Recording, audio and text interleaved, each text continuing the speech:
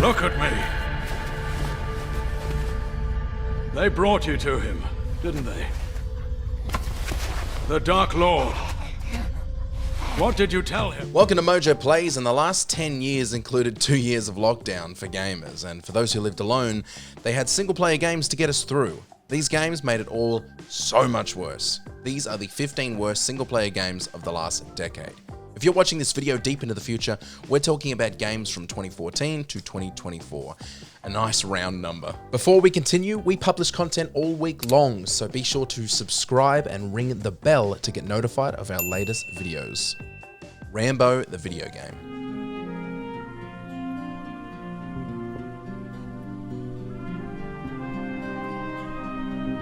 John Rambo. And it's good that he's dead. Released unexpectedly in 2014, Rambo the video game was a baffling movie tie-in, arriving more than 30 years after its source material. Hey guys, should we make a movie tie-in game that's relevant for this generation of gamers, or should we just do Citizen Kane? It felt as outdated as its timing, presenting an on-rails shooter bogged down by quick time events. Watching the original Rambo film on fast forward with a malfunctioning VCR might provide a more engaging experience. To make matters worse, the game's voice acting was lifted directly from the movie, complete with grainy audio quality. This resulted in bizarre moments where background noise from the film bled into character dialogue.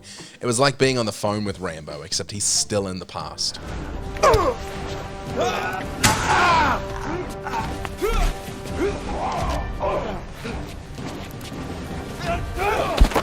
Skull Island: Rise of Kong.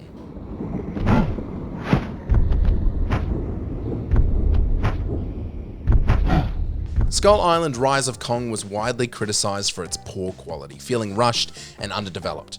The game featured outdated graphics that looked more suited to the early 2000s, stiff and unresponsive controls, and repetitive gameplay that quickly became tedious. It had a lot of gamers questioning how a game could possibly be this bad in 2023. Its story was shallow, failing to capitalize on the rich lore of Skull Island, and the voice acting lacked anything. Literally anything. Bugs and glitches were rampant, making it a frustrating experience. There isn't a single good thing to say about this it's embarrassing.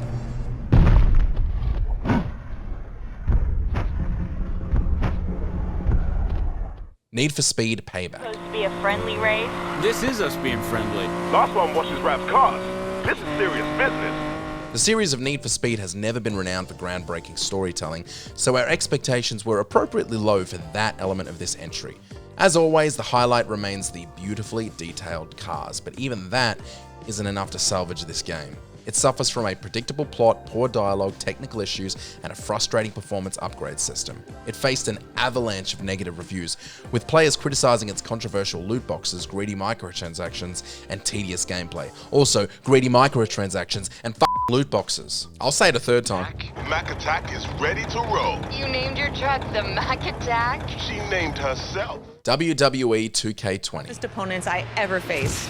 No matter how hard I hit her, which was pretty hard, she never backed down. Sorry, it feels strange to stand up here and talk about her in the past tense. Don't get me wrong, I'm honored to do this, but I never thought it would happen so soon. For Red or her best friend Trey. I mean, how much do you have to suck to mess up a WWE game? It hasn't changed since 2006. WWE 2K20 received generally unfavorable reviews across all platforms thanks to numerous glitches linked to the game's engine, a problem attributed to Yuke's removal from the development process, the company who traditionally develops the series. The hashtag #FixWWE2K20 quickly trended on social media. At the start of 2020, a Y2K20 bug rendered the game nearly unplayable. Consequently, WWE announced the cancellation of plans for WWE 2K21. After years of success, you gotta toss it pretty damn bad for WWE to just say, that'll do. Up in the fireman's carry.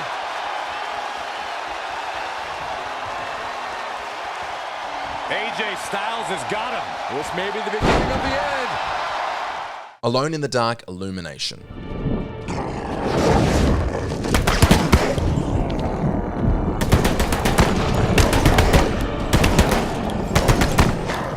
Credited as the first 3D survival horror game, modern gamers wouldn't understand just how important this series was to gaming, especially if they played the dog 6th entry. Alone in the Dark Illumination was met with overwhelmingly negative reviews. It was widely regarded as the worst game of 2015. Gamers harshly described Illumination as ugly in every sense of the word, criticizing its visuals, lackluster cooperative gameplay, and the poorly implemented mechanic requiring light sources to defeat enemies. Alone in the Dark was considered dead until the current 2024 entry, but even that is pretty mediocre.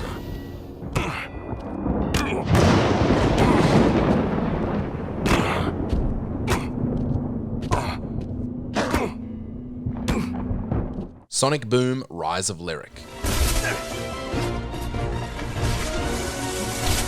What's the matter, Sonic? Can't keep up? You were saying? I didn't mean that literally. It was a taunt. It's Villainy 101. Could it get worse than Sonic 06? Kinda. Sonic Boom: Rise of Lyric is built on unwieldy controls, a broken camera system, and a total lack of responsiveness, which rendered the platforming and exploration nearly unplayable. And if the foundation of your game is that bad, you're done. Much like Alone in the Dark, Rise of Lyric was labeled the worst game of 2014, citing issues such as terrible camera, clunky controls, boring combat, uninspired level design, unappealing character art, numerous bugs, and a general sense of disdain from Sega towards players and Sonic himself. Sonic has been struggling on and off for over a decade, causing fans to end the argument of Mario vs. Sonic. It's not even a fight anymore. I don't think those doors were to keep us out. They were to keep that in. Let's get out of here. Oh, wait, I forgot. We can't. Not cool, Sonic. You locked us in. Locked us in? I was saving you. We didn't need saving. Yeah. Agents of Mayhem. I'm in position. Roger that. I am too.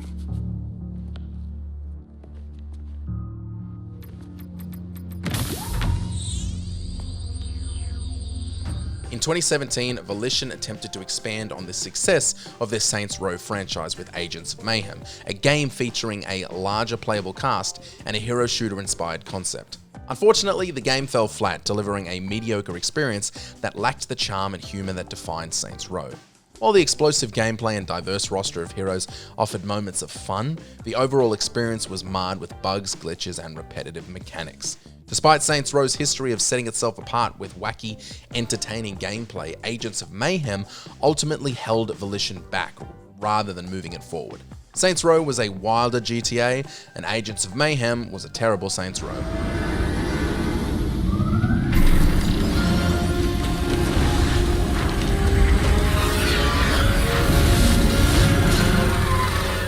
Tony Hawk's Pro Skater 5.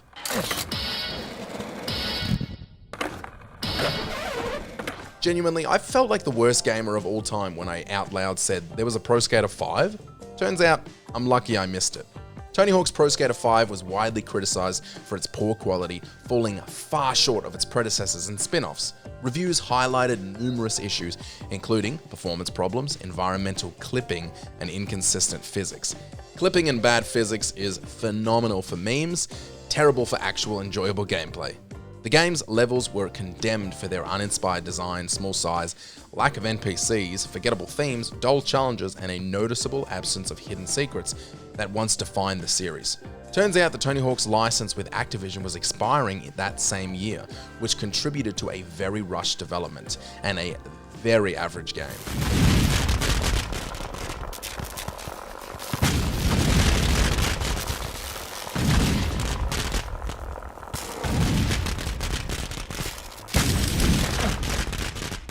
Escape Dead Island.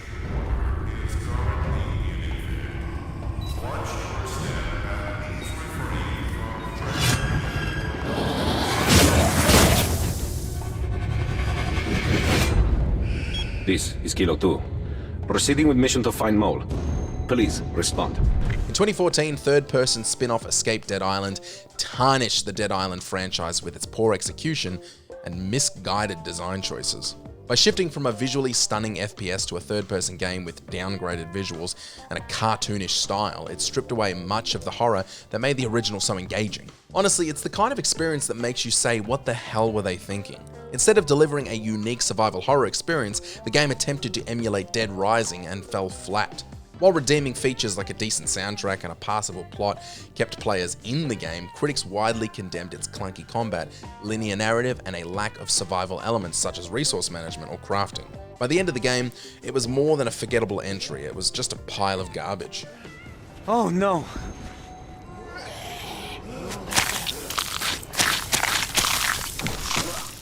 Homefront: The Revolution. We don't tell him nothing, Brady. You hear? Hello. Thank you for waiting so patiently.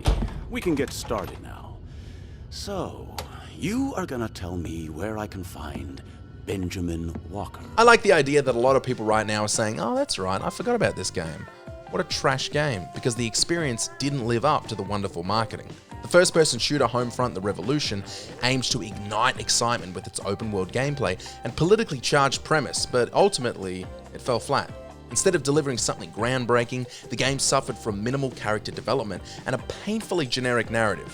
While the game offered a diverse open world filled with activities, the repetitive mission design quickly turned the experience into a tedious grind. The ingredients were there for an experience that would feel really full, but unfortunately, the meal that was made tasted like farts. So stupid. It's like some head trauma. Possible concussion. I got some pills you should take. Hey, Doc, you don't need to open up. He needs to keep his focus. Head injuries can be unpredictable. You feeling confused, kid? Disconnected? He's fine, Doc. You know what's real, don't you, Brady? Looks like he's been through a lot. Last thing he needs is more trouble. Can't you fix him up a new ID and let him go? It's not that easy, Doc. You saw the screens. The Norks want this guy bad. Vroom in the night sky.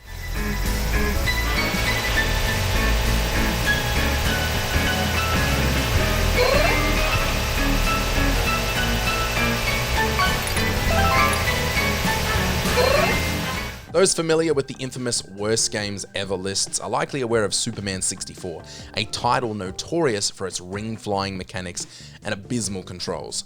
Vroom in the Night Sky, released for the Nintendo Switch in 2017, feels like an awkward spiritual successor to that terrible game.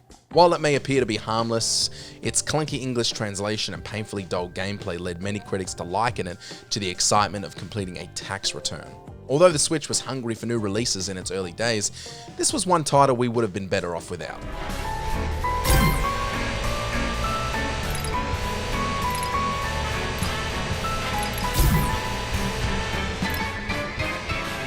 Dead Rising 4. Hey, who's there? Come on, Frank! Oh, how the great have fallen. Dispatching zombies can be a blast, but there's a limit to how long the thrill lasts before it turns into monotony. That's the unfortunate point that Dead Rising 4 has reached. The Dead Rising series initially stood out by introducing massive hordes of zombies to battle instead of the usual one-on-one encounters. But what was once groundbreaking now feels tired. So damn tired.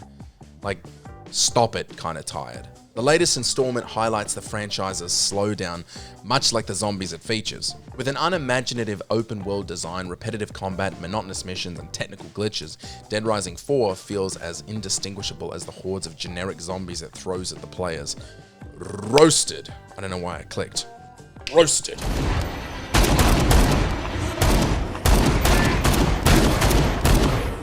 Balan Wonderworld.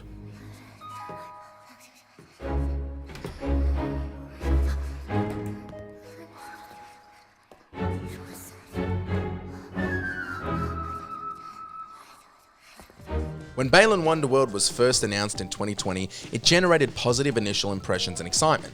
However, the release demo in January 2021 led to a negative reception, with critics describing its themes as bizarre and unclear, and its gameplay as shallow. Ouch. If it's not clear, this is a really rough way for a game to start, with fans criticizing it before it even releases. In response, Square Enix issued a day one patch to address some of the feedback, but it was far too late for substantial changes. Square Enix's decision not to provide review copies ahead of release fueled concerns about the game's quality. Balan Wonderworld ultimately failed commercially, selling fewer than 2,100 copies in its first week in Japan, which, by the way, is pretty much as bad as game sales can get.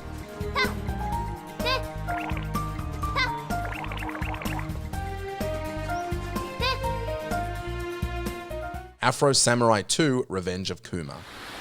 A simple name. Wait for me, Otsuru. I'm going to get us lost. Not like the name you took. Because you were simple. Afro Samurai 2: Revenge of Kuma was so disastrous that it earned the rare distinction of being cancelled after its release. And no, that wasn't a mistake. It was cancelled after its release. The game performed so poorly and received such overwhelmingly negative reviews that the publisher chose to pull it from stores and issue refunds to those who had bought it. Despite attempting to mask its outdated PS1 era graphics with cel shading, the game remained an eyesore, often threatening to crash or suffer from severe frame rate drops. With such a dreadful reception, the game is now dead, and I can guarantee there will be no more entries.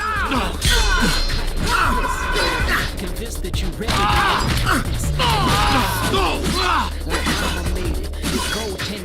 The Lord of the Rings, Gollum.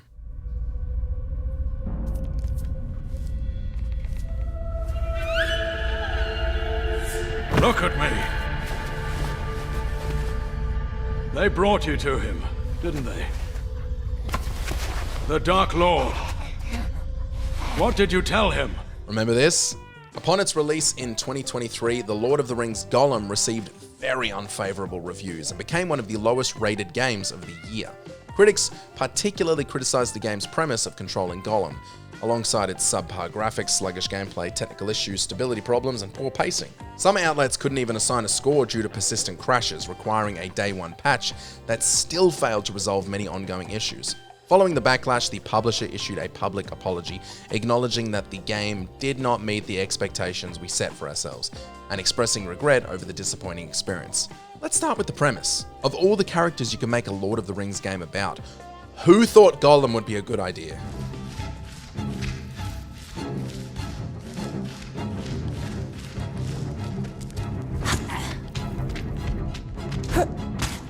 Did you enjoy this video?